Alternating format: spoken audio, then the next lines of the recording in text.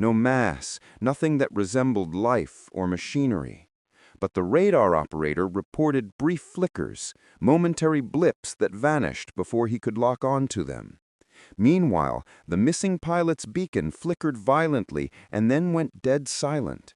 The helicopter crew switched frequencies, but all they heard was static, and beneath it, something like a low, rhythmic pulse. Not mechanical, not electronic, almost like breathing. The crew followed protocol, circling the last known coordinates of the signal. That was when the shadow expanded, stretching until it covered almost the entire valley beneath them. Hayes felt the helicopter shudder, though the instruments registered no turbulence.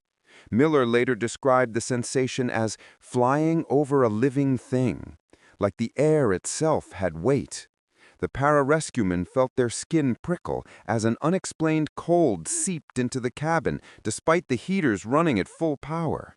And then, without warning, the valley below erupted in a rush of swirling snow and darkness, enveloping the airframe and choking visibility to zero. Hayes fought to stabilize the helicopter as the mysterious shadow rose from below, swallowing the last light from the fading afternoon sun. For a moment, just one, the crew said they could see something inside the darkness, a shape with impossible proportions, motion without form, presence without body. The pararescueman described feeling as though something was studying them, measuring them, as if deciding whether they were intruders or prey. Hayes made the split-second decision to break off the mission and climb above the storm.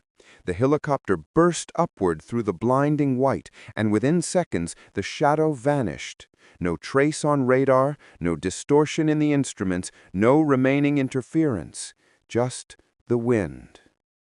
When the crew returned to base, shaken and pale, the incident was logged simply as anomalous weather interference.